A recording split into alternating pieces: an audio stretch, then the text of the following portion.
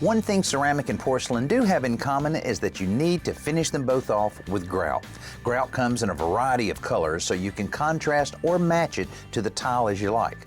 I always suggest that people lean a little bit toward the darker shades, which are less likely to show stains. That's the main downside to a tile floor: stains in the grout lines. You'll eventually get them unless you do something to prevent it. After the grout dries, you can seal it with a clear sealer, but people often forget this step, so they're left trying to clean up dirty grout, which truthfully is rarely very successful. In these cases, it's easier just to cover it up with the grout stain sealer combination. This stuff coats and seals the grout, protecting it and making it all one uniform color.